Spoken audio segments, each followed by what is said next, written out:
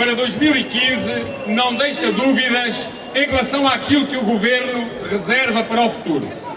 Prosseguir o ataque contra os trabalhadores, nomeadamente ao nível dos seus direitos, das condições de trabalho e dos salários. Continuar a desmantelar serviços públicos que dão corpo a funções sociais do Estado. E também continuar a proteger e mantendo em estado de graça os interesses do capital, tanto dos chamados credores internacionais, que continuam a ingerir no nosso país através da Troika, como da Banca Nacional, que apesar de protegida, tem visto cair o niqab sob o qual hipocritamente se protege. Antes que alguém se tivesse pronunciado sobre a proposta de Orçamento do Estado, já a inefável Ministra Luís se esforçava por fazer passar a ideia de estarmos perante o orçamento das famílias, o orçamento que iria fazer baixar a carga fiscal e, em suma, dizia a Ministra, um orçamento que, sendo da era pós-Troika, já tinha traços diferentes dos anteriores. Preguiçosamente, porém, houve quem se pusesse a ler e a traduzir os conteúdos orçamentais e, de uma forma absolutamente patética, viesse afirmar que afinal as coisas não eram bem como Luís dissera e outros repetiram. Dito com um estilo de menino rabino, mas com um espírito que é próprio de outros tempos, o primeiro-ministro Passos Coelho, antes que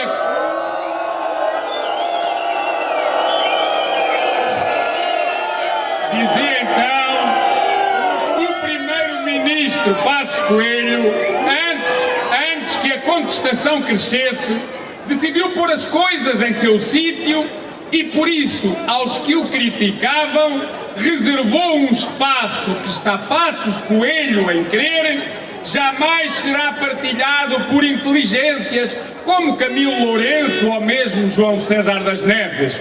Chamou-lhe ele o cantinho dos patetas preguiçosos. É assim como que uma espécie de canal panda de quem não está de acordo com o primeiro-ministro, ou não fossem aqueles ursos, e refiro-me naturalmente aos pandas, malandros e indolentes. Tudo o que está para trás e se mantém, para o primeiro-ministro são coisas sem interesse. E por isso, se 4 anos depois dos cortes orçamentais de caráter transitório, que apenas se manteriam até à saída da Troika, afinal vão manter-se 80%, essa é, sem dúvida, uma benesse do Governo. E benesse será também manter a sobretaxa do IRS, como se o enorme aumento de impostos de Vítor Gaspar fosse coisa já apagada. E já quanto à fiscalidade verde, fiquemos contentes, pois ela destina-se a permitir que passemos a poder dizer, e agora sim, que ficamos verdes de raiva, mas há fundamento para isso. Portanto, uma medida a pensar nos contribuintes, camaradas. No que à educação diz respeito, a história não é diferente da que pode ser contada para as restantes áreas sociais, embora neste caso apresente um nível de gravidade mais elevado. Desde logo, porque através dos últimos orçamentos do Estado, 2012, 13 e 14, a educação já levou um corte superior a 1.500 milhões de euros. Depois, porque na proposta de orçamento para 2015, o valor a cortar na educação é superior ao de qualquer outra área. Tem sido repetido, mas nunca é demais falar disso, que no próximo ano, a manter-se a proposta hoje aprovada na Generalidade de Orçamento de Estado, as verbas para a educação serão inferiores às que serão pagas em juros, e eu repito, em juros da dívida, o que demonstra que neste país e com as atuais políticas as coisas andam ao contrário do que qualquer pateta preguiçoso consideraria ser normal.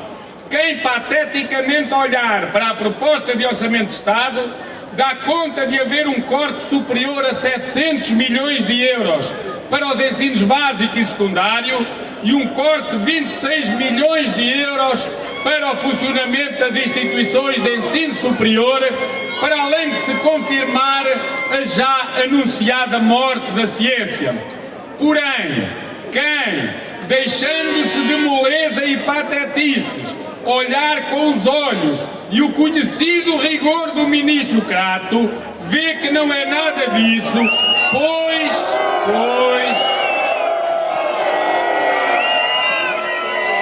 Dizia então, quem olhar com os olhos e o conhecido rigor do ministro Crato, vê que não é nada disso, pois desconto daqui, desconto dacolá, quase se fica a ganhar. É uma questão de fórmula de cálculo, coisa em que Nuno Crato é reconhecidamente competente. Camaradas, o caso não é para estarmos sossegados, pois com as reduções orçamentais que se anunciam, é fácil compreender o que está em preparação. Continuar a fragilizar a escola pública e a retirar qualidade ao ensino, com medidas que se traduzirão em novas reduções de trabalhadores docentes e não docentes das escolas, que a OCDE já veio dar uma mãozinha ao governo, seja com o despedimento de mais contratados ou com a mobilidade especial e as rescisões dos que são dos quadros. Face a esta situação, patetas seríamos se não percebêssemos que este orçamento devastador, travestido de amigo das famílias, é mais do mesmo em doses iguais e reforçadas. E preguiçosos seríamos se não o combatêssemos e se não desvalorizássemos as políticas e os políticos que suportam tal orçamento.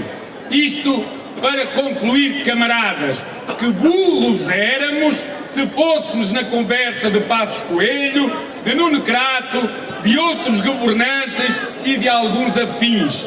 E burros porquê? Burros porque simpáticos, burros porque obedientes e ainda que teimosos, incapazes de espetar-nos um par de coices em quem não para de atacar Portugal, os portugueses e a democracia. Vivam os trabalhadores portugueses!